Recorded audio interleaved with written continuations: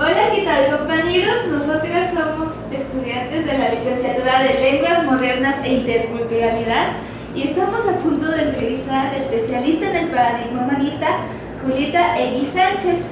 Nosotros somos Marina Vélez, Andrea Muñoz y Julieta Villagómez, atrás de las cámaras. Muy bien, para nuestra primera pregunta es, ¿considera que el ser humano sigue en una etapa de pensamiento y vida cotidiana humanista? Decir el ser humano en general, no lo sé. Para que haya una opción y un paradigma, tiene que haber una decisión y una elección, o sea, conocerlo. Entonces, supongo que una gran porción de los seres humanos apuesta por el paradigma humanista cuando lo conocen. Otros, aunque no lo conozcan, viven de forma más exquisita su experiencia humana, por lo tanto también apuestan por el mismo paradigma. Sí, sería interesante acotar que cuando hablamos de paradigma humanista tenemos que ubicarlo históricamente. No sé si tienen preguntas relacionadas con eso o lo ubico históricamente. Por favor. Ok, estamos hablando después de la Segunda Guerra Mundial. El humanismo, la expresión, se acuña hace muchísimo tiempo, desde los griegos inclusive, pero en el Renacimiento cambia el paradigma histórico y entonces la visión del ser humano, mientras la Iglesia Católica era a lo largo de los primeros siglos después de Cristo, era la que imperaba junto con el Imperio Romano, etc., y luego se va haciendo una hegemonía del mundo católico. El centro de la historia para estudiar a todo era Dios, hasta el Renacimiento. En el Renacimiento empieza a volver a las fuentes digo, el grecolatino, Grecia, Roma, y se rescata la visión del hombre. Al rescatar la visión del hombre, a partir de allí, el centro de la historia ya no es Dios, sino el centro de la historia es el hombre. Ahí comienza un poco la visión humanista. Pero después de la Segunda Guerra Mundial, estamos hablando del año 1939 al 45, devasta tanto la guerra, ya la primera también del 14, pero la Segunda Guerra Mundial devastó muchísimo a la humanidad, sobre todo en el mundo europeo, donde fue que se desarrolló. La destrucción por destrucción, o sea, no había un sentido real para la matanza que hubo en la Segunda Guerra Mundial, aunado al nazismo, etcétera, todos los judíos que mueren en los campos de concentración. Entonces empieza a surgir un paradigma. Antes, hasta ese momento, el que imperaba más fuerte era el positivista. El positivismo es una visión donde todo lo que es cuantificable, medible, tangible, es lo que existe según ellos. Pero lo que no puede medirse, lo que no se puede contar, no es válido, no existe. Se mueve este paradigma. Es un paradigma que todavía impera. Surge entonces en muchos psicólogos, psiquiatras, filósofos, empiezan a reflexionar, primero filósofos, y dicen, ¿vale la pena? ¿Qué sentido tiene vivir? Y empiezan a preguntarse el sinsentido de la guerra, el sinsentido de la vida, etc. Y surge un paradigma muy hermoso que es la filosofía existencial. A partir de allí empieza el humanismo, ya con una sistematización muy bien hecha. Una vez que empieza el humanismo, empiezan también corrientes de la psicología que se amparan en esa filosofía existencial, que su paradigma principal es el hombre es responsable de su propia historia. No existimos en función del destino, no le ven valor al destino, sino la responsabilidad. Estamos condenados a ser libres. Entonces la otra es la libertad, esta que cité, es de Sartre, y tiene que ver con todo, o sea, con que yo soy responsable de mi historia, y si soy responsable de mi historia, entonces no me tengo que quejar de lo que sucede, sino qué hago con lo que sucede. Sí. Y es por ahí el paradigma. Entonces, si hay muchas personas que viven así, haciendo eco de su propia historia, responsabilizándose de sus actos, aun cuando no sepan del existencialismo, no sepan de la psicología humanista, etc., viven así. Entonces, cuando me preguntabas si hay mucha gente, yo pienso que sí, pero no hacen tanto ruido, entonces no salen en noticias. Quienes hacen más ruido son las bombas, las matanzas, etc. Pero sí. De acuerdo al fundamento epistemológico de la fenomenología en el humanismo, ¿cómo se cree que el individuo percibe el mundo? La fenomenología es un movimiento que surge dentro de la filosofía existencial. Estamos hablando de los años Empezó, bueno, uno de los precursores que no es propiamente fenomenólogo es Kierkegaard. Kierkegaard es del siglo XIX, pero estamos hablando ahora del siglo XX. En el siglo XX, cuando se acuña la filosofía existencial, por decirlo así, se constituye, se dan cuenta que tienen que buscar un instrumento o como un recurso para poder empezar a leer los fenómenos culturales, los fenómenos sociales, leerlos en la historia de la gente. No sé si me explico. Lo que existían hasta ahora, los paradigmas que existían en el positivismo, que era todo medible, cuantificable y todo eso, no servían para medir, por ejemplo, el dolor humano, medir el sufrimiento, etc. Entonces, ¿qué hace? Surge con un tipazo. Se llama Husserl.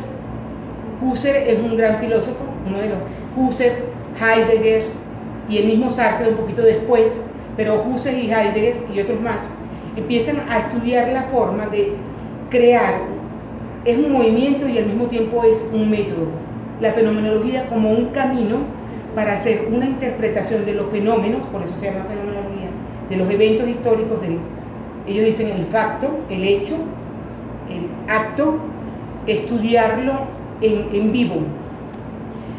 Y después surge de la fenomenología la hermenéutica. La hermenéutica es una corriente que permite hacer la interpretación del fenómeno, interpretarlo, pero no a partir de lo que yo creo que es, sino literalmente de lo que veo. Es decir, yo describo el fenómeno, le digo a la gente, te veo sentada así, con una actitud atenta, tus pies en reposo, y empiezo a describir el fenómeno, y yo elaboro preguntas en función de lo que yo creo que puede estar sucediendo, pero el experto del fenómeno es el que vive el fenómeno. Entonces la fenomenología nos hace un aporte grandísimo, porque nos permite hacer una lectura, pero al mismo tiempo establece una interrelación con el otro. Es decir, el otro lo considero experto de su vivencia, pero puede ser no consciente. Entonces, en la medida que voy preguntándole al otro, él, para poderme explicar, hace consciente su experiencia. Y eso hace que la persona, cuando vuelve a escuchar lo que él explica, lo que él dice acerca de lo que está viviendo, el nivel de conciencia es superior, por lo tanto puede empezar a hacer un cambio. Y es por eso que la psicología humanista se basa filosóficamente en la filosofía existencial, porque es la estructura que tenemos los que trabajamos en la psicología humanista. Wow. Okay. ¿Considera que el paradigma humanista es el más indicado para el desarrollo pleno de la persona? Respecto a esto, ¿qué clase de habilidades individuales o sociales se pueden suscitar en el sujeto? Ok, hay que preguntas. Hicieron unas preguntas geniales. Mira, ustedes me hubiesen hecho esa pregunta hace 1 año y medio y yo te hubiese dicho sí. El paradigma humanista es el más completo, el más indicado, etc. El paradigma humanista se basa históricamente, no históricamente, geográficamente. La mayoría de los que acuñaron el paradigma humanista en Estados Unidos, porque huyeron de la Segunda Guerra Mundial y se vinieron para acá de Europa, y otros en Europa. Entonces el pensamiento que acuñaron, lo acuñaron de acuerdo a sus culturas, a su forma de ver la vida y todo eso, y nos aportó muchísimo, nos sigue aportando mucho. Pero curiosamente estoy ahorita en un equipo de reflexión, preparando la modificación de una maestría de la universidad que se llama Facilitación para el Desarrollo Humano, y nos obligamos a lanzar la mirada hacia América Latina. Es decir, a darnos cuenta de que sí, nos aporta muchísimo el paradigma de la psicología humanista o el paradigma humanista, tomando en cuenta la filosofía existencial, pero no se agota todo allí. Luego, eso llega a América Latina, y lo curioso es que de América Latina hacemos una traducción mucho más humana, mucho más de nosotros, caliente como somos, alegres como somos latinoamericanos, buscadores, personas que no... que aprenden a reírse del dolor, pero al mismo tiempo aprenden a construir su historia, pero también que personas serias que sistematizan un pensamiento. Nuestros principios se basan un poco en toda la riqueza que hemos tenido nosotros a través de lo prehispánico. O sea, nuestras raíces prehispánicas tienen un aporte muy grande, y usted es fascinante, el de México. Yo soy venezolana. Allá éramos más nómadas que sedentarios, ustedes aquí eran sedentarios. eso va creando como un cuerpo histórico que le da una fuerza muy grande al latinoamericano. Y el pensamiento latinoamericano hay que rescatarlo. Nosotros vivíamos un poco de la renta europea y de la renta de Estados Unidos. Y ahorita la reflexión que estamos haciendo es que hay algo que le llamamos epistemologías del sur. O sea, el nivel de pensamiento de Sudamérica y de toda América Latina.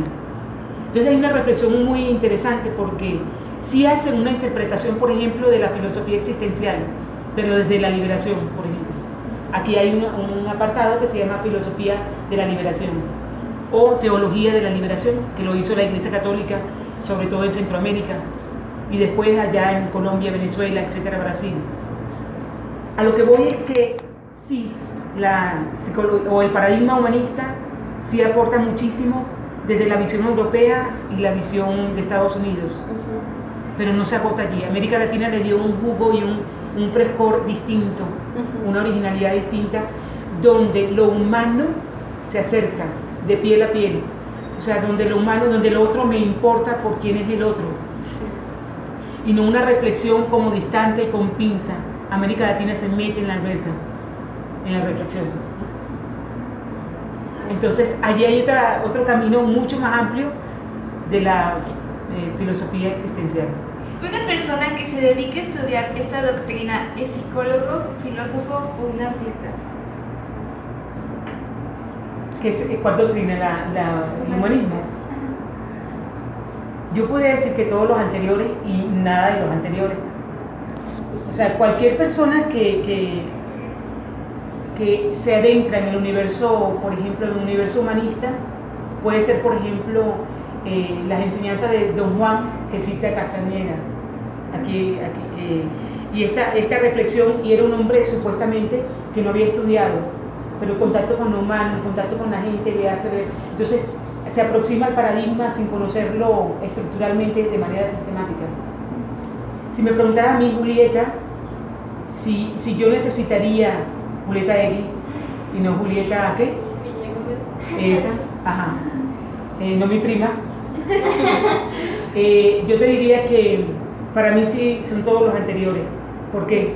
Porque en mi formación académica, las 3 licenciaturas, una en filosofía, la primera, las otras 2 simultáneas, pedagogía de las artes plásticas, pedagogía de las artes escénicas, empecé a hacer mimo, escultora, etcétera, en las artes.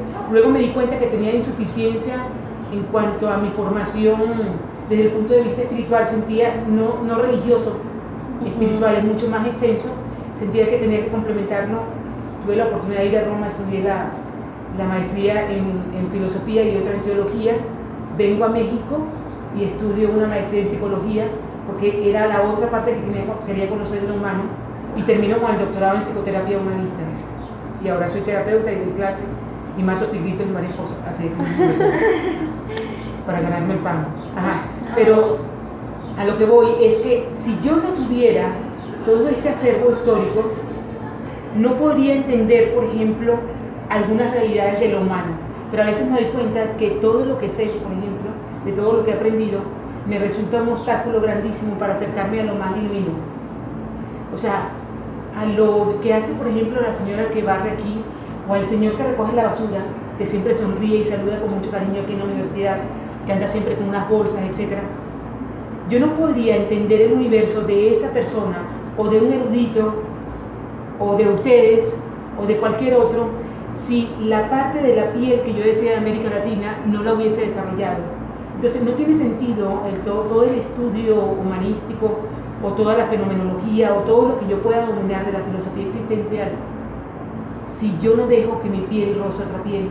O sea, si yo no dejo que el otro me impacte, el otro me desarticule el piso,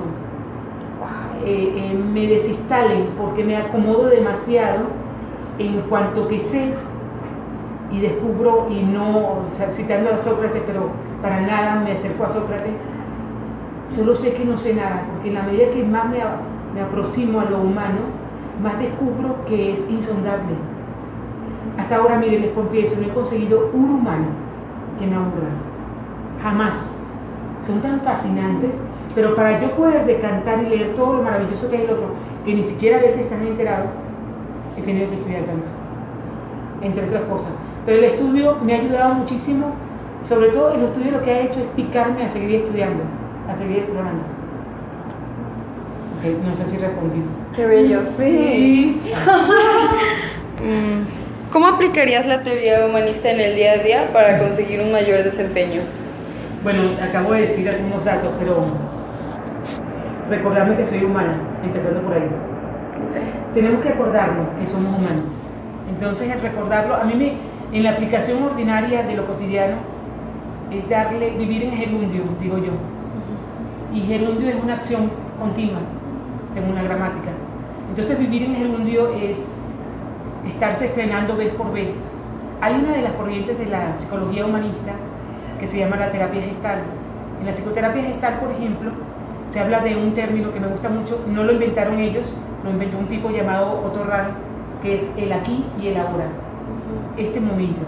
Entonces, para mí, una de las cosas que me ayuda muchísimo es cuando vengo a la universidad, vivo en el pueblito, cuando vengo a la universidad, saludar a todo el mundo. Hay gente que me responde y gente que no, pero la respuesta sí o no, que me saluden, me recuerda quién soy. ¿Y quién soy? En función de la relación. Yo creo que ahí está la clave. Un tipo, no lo inventé yo, el otro que lo inventó fue Buber, no lo inventó, sino que lo acuñó más o menos un tipo llamado Martin Buber. Habla del encuentro entre el yo y el tú. Entonces yo me identifico y me reconozco más a mí como humana en la medida que interacciono con el otro, con la otra persona. Ese yo-tú, esa relación es la que modifica, va como enriqueciendo mi ser. Pero por ejemplo ayer si me preguntaba, bueno, yo normalmente en una entrevista cambiaría la postura, ¿no? Pero si me preguntaban, estaba pésima, súper deprimida, ya no quería ver la vida, no quería... Pasa también así, porque los artistas nos pasa eso.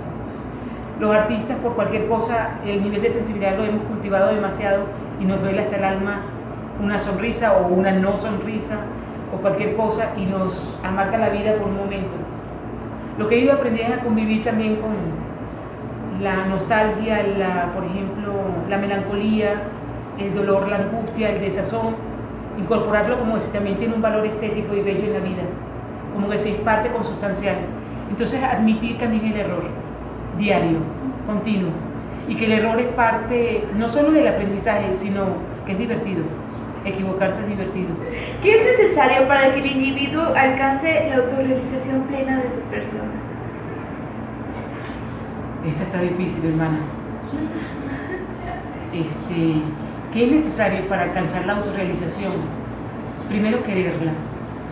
¿Y qué es para mí la autorrealización? O sea, un tipo llamado Abraham Maslow y otro Goldstein y otros más hicieron una investigación muy interesante sobre la autorrealización. Abraham Maslow habla de una pirámide, después él cambió, tiene libros geniales, los tengo en PDF por si acaso me quieren leer. Tengo libros geniales de él. Pero después se descubre la autorrealización, para mí, un ser pleno, visto desde, por ejemplo, la filosofía oriental, el mundo budista, que es una filosofía también, y en la cual también me he formado porque tuve mi formación desde las artes marciales, Kung Fu de Shaolin, mi formación también fue desde el budismo. También muy católica, pero en el budismo también sigo practicando, entonces me ayuda, me ilumina. Pero en la filosofía existencial, por ejemplo, la plenitud del ser, que para mí no es felicidad desde el punto de vista occidental, sino es sentirte bien contigo mismo, bien con tu entorno, y entorno, digo, el otro, es la naturaleza, con el otro, que es la persona, y lo que, por ejemplo, en mi caso, que me cae bien Dios, los que somos creyentes en una deidad, por ejemplo, pero en aquello que me trasciende. Entonces, cuando yo estoy en paz con toda esa realidad y no tengo como sufrimiento porque no tengo dinero, porque algunos no me quieren, porque yo no sé qué, esto y el otro, y no me enrollo en banalidades, yo creo que allí es la plenitud.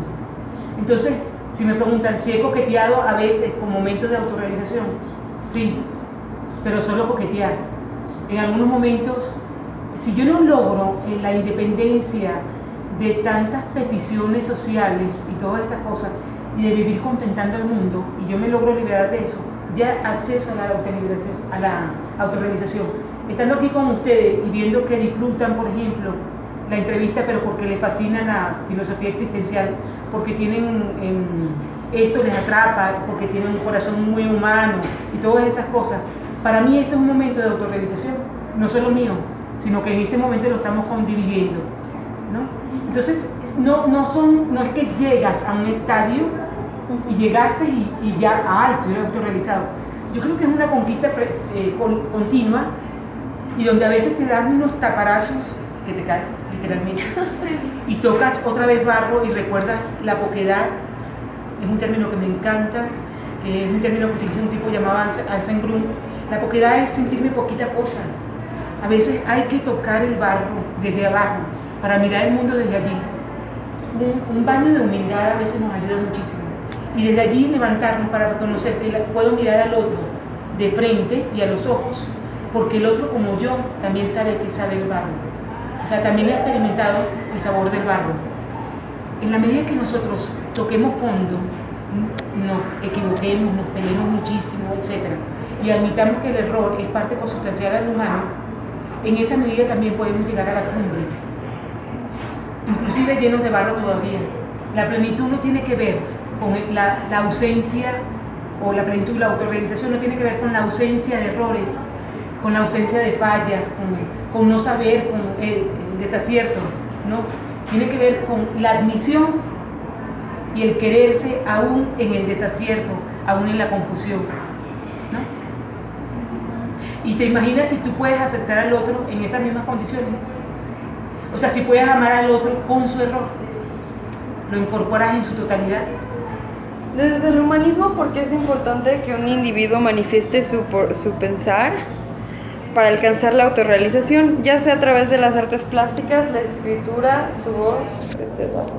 No sé hasta qué punto necesita manifestar su pensar. O sea, ayer le decía a alguien, si yo fuera muda, metería menos la pata.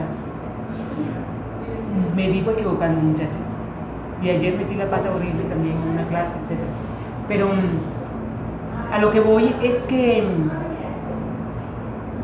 mira, hay algo cuando uno está muy emocionado, demasiado. A mí me encanta el chocolate, pero una vez me regalaron un chocolate suizo que sabía muy bien, riquísimo.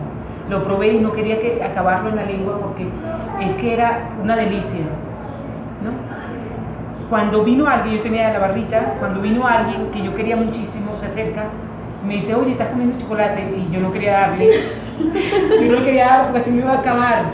Pero como era algo tan delicioso, yo le dije, oye, si es alguien que yo quiero que experimente lo mismo que estoy viviendo yo. Y le digo, ¿quieres un poquitico de chocolate? Y le pasé un poquitico de chocolate. A lo que voy es que cuando tú vives una experiencia humanística dentro de tu vida, cuando crees mucho en lo humano, cuando apuestas por eso, pero eres artista, por ejemplo, en cualquier disciplina, y quieres desarrollarla, es imposible que no lo grites. Y a veces los artistas no lo gritamos con la voz, sino con lo que hacemos, con las artes. Yo, por ejemplo, con la escultura, me encanta la escritura, con la pintura, con la música, también toco algunos instrumentos, o sea, con lo que salga, porque si no me reviento. Es algo tan emocionante por dentro que si no lo sacas te revientas. Y a veces andamos muchos artistas reventados por allí. ¿Se entiende el término reventar aquí? Que exploto y salpico. ¿Se vale decir una grosería? Sí. Y salpico ácido coñomadrático salpicado, o sea que hace mucho daño a los demás. Cuando yo no saco la gran riqueza que tengo por dentro, lo voy a decir en mexicano para que se entienda, y perdón, ácido chingomadrático, que hace mucho daño al otro. Entonces cuando sacamos un ácido, el ácido erosiona. Si el artista que cree en lo humano no saca esa gran riqueza de cómo él mira el mundo, como él lo ve, y lo trata de traducir a los otros de una manera mucho más idealizada, mucho más hermosa, mucho más emotiva, etcétera, no lo saca, se revienta, se hace daño a sí mismo. Entonces, sí es importante que lo humano se note, o sea, que se vea, que se constate. ¿Por qué? Porque, por ejemplo, hay muchos por allí que andan reventados y solamente haciendo contacto con alguien que sí es exquisitamente humano, se levanta de nuevo. A veces es un roce, un saludo, un ¿qué tal? ¿Cómo estás? ¿Qué pasa? ¿Cómo influyen las emociones en la manera en que aprendes y o procesas la información? ¿En la manera en que qué? Aprendes. Aprendes y procesas la información. ¿Cómo influyen las emociones? Mira, hablando otra vez del paradigma positivista, ellos se basan un poco en la postura de Descartes: pienso, coma, luego existo. Descartes hizo aportes muy significativos y luego mucha más gente, Augusto Comte y otros más, hicieron aportes muy significativos desde el punto de vista positivista, y a mí me parece que es muy válido, pero redujeron al ser humano, al pensamiento, a la razón, al mundo cognitivo.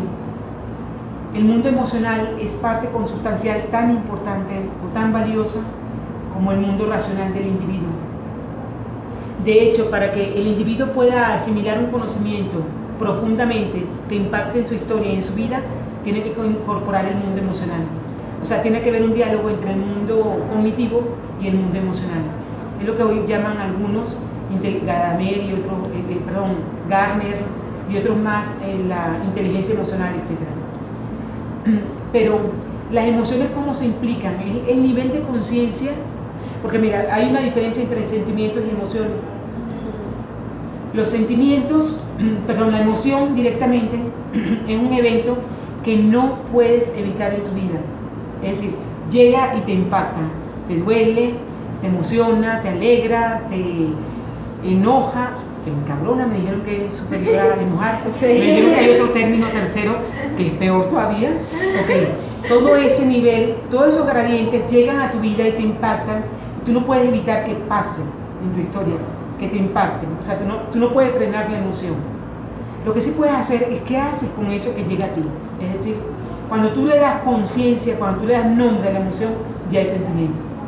Cuando logras darle el nombre, es cuando lo haces consciente. Entonces, cuando lo haces consciente, puedes manejarlo, puedes manipularlo. Entonces ahí sí se convoca el mundo racional para poder entender y manejar ese enojo que me dio y cómo puedo contextualizarlo, cómo puedo contextualizar quién me lo provocó y ubicarlo desde allí para comprender que el otro no quería hacer daño, o si quisiera hacer daño, ¿cómo puedo? Porque el nivel del perdón, de la reconciliación, no es optativo y no humano. Cuando quiero ser verdaderamente humano, yo necesito reconciliarme con el otro.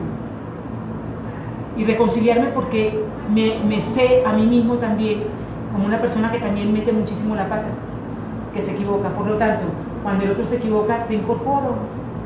Aquí somos varios grises, o sea, varios colores, y hay que como aceptar, ¿no?, esa realidad. Entonces lo emocional es indispensable como traducirlo, porque es la forma como me aproxima al otro. Lo que me hace sentir cuando te veo, lo que me hace experimentar cuando me hablas, o tu ausencia, lo que impacta en mí, o todas esas cosas, es lo que me hace ser en la historia. O sea, no puedes descartar lo emocional, como lo hacía el positivismo. ¿Cómo puede ser negativa la relación con otra persona en el sentido de la superación personal? Yo pienso que es como, quítate tú para ponerme yo. Okay. O sea, cuando yo, para superarme personalmente, necesito aplastar y pisar al otro, o denigrarlo como ser humano. Cuando el otro no me importa y me supero por superarme, por la superación misma, y no por lo que eso supone en la evolución humana, en el llegar al máximo. O sea, cuando yo no incorporo lo otro y los otros en ese proceso de superación, para mí no es superación, es adquisición de conocimientos, destrezas, habilidades, pero no te superas como humano. O sea, no te vas depurando a llegar, como lo dirían en otras corrientes, al nirvana, por ejemplo, a la plenitud.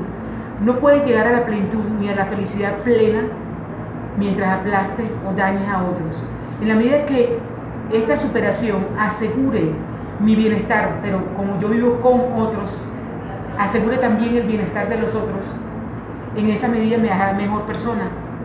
En la medida que no lo hace, sino que al contrario, me aísla, me autoaísla, me separo de los otros porque me siento superior a los demás, porque supuestamente sé más o sé menos, o tengo más o tengo menos, o soy más bello, más feo, o lo que sea. en esa medida menos te humaniza. Por lo tanto, es una superación solamente de calcetín, una superación de etiqueta, de calcomanía, pero que cuando pasa un carro, es como arreglan las calles a veces, se lleva el primer asfalto y ya no pasa nada y sigue el hueco. ¿Qué tipo de proyectos estimulan el aprendizaje significativo? Los que convocan, bueno, otros podrían, esto es discutible, ¿no? Que otros me dirían, no, Julieta, también hay otros. Pero yo creo que lo que convocan todo lo que pueda meter el cuerpo, o sea, la parte de agilizar el cuerpo, entonces las danzas, el deporte, etcétera, todo eso, el movimiento corporal, pero también, por ejemplo, lo artístico, que también las danzas son un arte, ¿no? Pero lo artístico, lo plástico, o sea, el que tú puedas agarrar colores, por ejemplo, y crear nuevos colores, agarrar volúmenes y cambiar esa masa y darle una nueva forma y resignificar tu propia historia a través de la masa, el que tú puedas escribir pensamientos, las palabras ya existen, ya están, que puedas crear un neologismo, pero que combines cosas y que salgan pensamientos tan hermosos como lo que ha hecho Mario Benedetti, o el monstruo que ustedes tienen, que es Juan Rulfo, o Jaime Sabine, o toda esta gente. O sea, cuando tú logras plasmar en una obra, en un evento histórico, algo, y tú lo puedas ver lo que eso impacta en nosotros, la emoción estética que despierta en nosotros, wow, eso es genial. Y cuando tú tienes el privilegio, como el que tengo yo en este momento, que doy clase, por ejemplo, de creación literaria aquí en la universidad, el taller, por cierto, hago publicidad del taller, porque ustedes son buenísimos para eso. He tenido gente de lenguas modernas que son geniales. Ajá. En creación literaria, eso es como una sala de parto, eso es genial y huele casi a hospital, y tú casi que ves allí saliendo el bebé y todo eso, porque paren. Ayer tuvimos un concurso de microcuentos, pare la gente, cosas geniales. Y yo me digo, ese muchacho de 19 años, ¿cómo ha hecho eso algo tan maravilloso? O sea, cosas tan geniales y tan buenas. A lo que voy es que cuando ellos sienten que ese impacto en nosotros hace un bien, ustedes los vieran, a las muchachas y a los muchachos que están allí. O sea, la alegría que sienten de ser buenos en algo. Pero no solo buenos, sino llegar al nivel de fineza que cualquier humano no puede degustar lo que producen, sino alguien que también tenga un mismo nivel de sensibilidad. Entonces lo que convoca son otros humanos que son extremadamente sensibles y es bellísimo. Entonces, imagínense que yo tenga esa cuerda de locos, no imagínense, consideren que tengo una cuerda de locos y locas allí en la clase de creación literaria, y en esa hora y media nada más se da un mundo de magia fascinante. Porque yo, Julieta, con todas las locuras que tengo, puedo ser yo misma, pero también ellos, y expresar lo que sienten, y no nos escandalizamos de nada. Lo único que nos vuelve así, no sé, fascinante, es ver que pueden producir cosas tan maravillosas. Pero eso mismo me pasa en escultura, en el taller de escultura. Y cuando lo veo que lo está haciendo la maestra de yoga, o en algunas cosas, es que voy a dar una conferencia dentro de 2 semanas, ahorita en Oaxaca, sobre eso. O sea, el arte no es el único, pero es un vehículo extraordinario para sacar lo más bello de cada gente. O sea, lo más genuino de cada persona se puede sacar allí. Por ejemplo, tú tienes unos ojos preciosos, ¿verdad? De nada. Pero yo estoy segurísima que no es los ojos lo que lo hace bello, es cómo mira, es aprender a mirar. O sea, el iris, la pupila, son accidentales, son genéticos, son todo eso.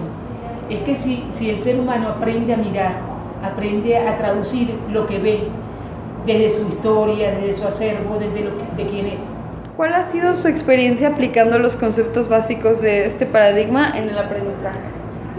Esta la he respondido un poquito, ¿no? Pero es eso, yo aplicándola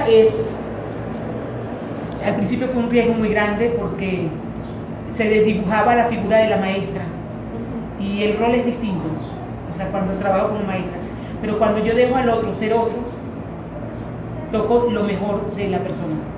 En las clases normales no se puede. En la academia de 50 alumnos en una clase, 40 alumnos en una clase, no te da tiempo, 1 hora. En ambientes de creación, sí. Entonces yo donde considero que más puedo facilitar la evolución o la depuración de lo más genuinamente humano es en las clases de creación. y en el espacio terapéutico, que es mi otro espacio. ¿Cuál sería una propuesta desde el humanismo para evitar los prejuicios entre los alumnos y la promoción de valores conservadores? Una propuesta desde el humanismo. Sí, hay muchos prejuicios, a veces hay mucha crueldad también. Yo creo que en la medida que más ayudemos al otro a que se asuma en las condiciones en que está, conociéndose, y se asuma a rayas o se asuma con manchas, con costuras que se noten y todo eso, o sea, asuma su fragilidad humana, en esa medida, si se le acepta al otro y se entrena a las personas para que acepten a las personas con su estructura tal como son, en esa medida menos necesitarán de dañar o de hacer, sí, de destruir un poco la estructura de las personas, porque no me afecta si fallas, te incorporo con tus fallas. Entonces, en la medida que menos apuntemos al perfeccionismo y apuntemos más al barro, o sea, a la poquedad, a la posibilidad de fragilidad, a la lágrima, al error, a la falla, pero también a la búsqueda honesta de ser mejores personas, en esa medida menos daño le haremos al otro. Por lo tanto, no habrá necesidad de pisar a las personas, sino al contrario, de abajarnos. No estoy utilizando el término, no lo estoy forzando, no es bajarse, sino abajarse, es bajar mi condición para ponerme al nivel del otro y hablar desde su propio lenguaje. Para mí ese es el concepto de empatía, no solo para mí, sino también para Edith Stein, que fue la que lo coñó así. Es decir, es entender al otro desde la realidad del otro, pero no desde la mía, no con mi paradigma, no con mi estructura, sino de la estructura del otro. Amarlo desde quién eres, por quién eres, no por quien quiero que seas para mí, sino por quién eres así en este momento. ¿De qué modo el paradigma humanista revolucionará a las próximas generaciones? Bueno, esto tiene que ver con la otra pregunta que me dijiste, si solamente el paradigma humanista. Respondo, bueno, pero ya, yo creo que ya está viéndose, notándose. Hay un teólogo que se llamaba Karl Rahner, que decía en el siglo XX, él decía, si no nos volvemos espirituales, nos autodestruiremos, el ser humano. Y repito, la espiritualidad la entiendo aquí no como algo religioso, sino que aquello que me trasciende, que va mucho más allá de mí. Entonces, ¿cómo esto puede ir impactando y modificando la historia? Yo creo que en la medida que más, lo dije en la pregunta anterior, que más apostemos al error, a lo genuino, a las fallas, a la estructura, y menos a lo calcitrante o a lo estrecho de la perfección, en esa medida más el humano puede evolucionar. Pero no solo eso, sino apostar a que el ser humano se autoexplore y descubra, por ejemplo, que en él, voy a decirlo de una forma extraña, en él hay un árbol, en él hay un pedazo de tierra, en él hay flores. Es decir, si no aprende a hablar con la naturaleza, si el humano no decanta y no decodifica lo que la naturaleza dice, si el humano no puede interactuar con el cielo, con el universo y con las realidades del otro humano, no va a subsistir. La autodestrucción no está supeditada solamente a las tecnologías o a los avances tecnológicos. La autoexplotación del ser humano o la destrucción del ser humano está en que olvide que es humano, en que olvide que lo vincula al otro, ¿no? En esa medida es que puede interactuar y puede evolucionar como ser humano. Entonces, si el paradigma humanista apuesta porque el humano se reconcilie con lo más genuino de sí mismo, creo que no es optativo en este momento histórico, pero ya con una traducción, como te dije antes, una traducción desde América Latina, con estas raíces prehispánicas que sí tocaron la Pachamama, o sea, sí tocaron la tierra, y tenemos que recordar que tenemos que no adorarla como si fuera una deidad, pero reconocerle que existimos en función de ella. Entonces, hacer una relación con la tierra de forma reverente, por ejemplo, casi sagrada, con la naturaleza, con todo, pues, y con el otro. O sea, entro en relación con el otro con los pies descalzos porque el terreno que piso es sagrado. O sea, con la conciencia de que el otro que está a mi alrededor es sagrado, literalmente. Muy bien, ahora para concluir, ¿cuál considera usted que es el aprendizaje esencial del paradigma humanista? Rescatar varios elementos que tienen que ver, que nos los regala la filosofía existencial, la libertad humana, la responsabilidad. No somos destino, somos lo que elegimos ser con nosotros mismos. La interrelación, o sea, soy en la medida que me relaciono con el otro me va ayudando a conformarme como ser humano, como persona. Si yo les dijera por qué se arreglan así como se arreglan, me arreglo en función de los otros y en función también de mí. Entonces, la responsabilidad, la libertad, la creencia o la fe y la confianza en que el otro tiene toda, y yo como ser humano tengo todas las condiciones en mi persona, en mi ser, para autorrealizarme. Que yo tengo que explotar esas realidades en mí para ser mejor persona y mejor ser humano. Que el otro no es un desconocido, el otro tendría que ser mi prójimo, mi hermano, mi próximo. Que en la medida que acepte el error, la equivocación, la fragilidad humana, y en la medida que aprenda a vivir esas experiencias como parte consustancial a mi vida, soy mejor persona. Y cuando yo lo acepto en mí, si lo acepto en el otro, hay un vínculo hermosísimo que es la reconciliación. O sea, me reconcilio no con lo mejor de ti, sino con quién eres, y aprendo a amarte desde lo que eres. Creo que fundamentalmente eso. Pues Estamos fascinadas con las respuestas que Julieta nos ha proporcionado. Gracias. sí, muchísimas gracias, Muchas gracias por su tiempo y es todo un honor tratar con usted en Ok. estos momentos. Muchas gracias. Fueron excelentes las preguntas, muy buenas preguntas. En una licenciatura no lo imaginaría así. Este nivel fue de doctorado, muchachos. Las preguntas, muy bien, excelente.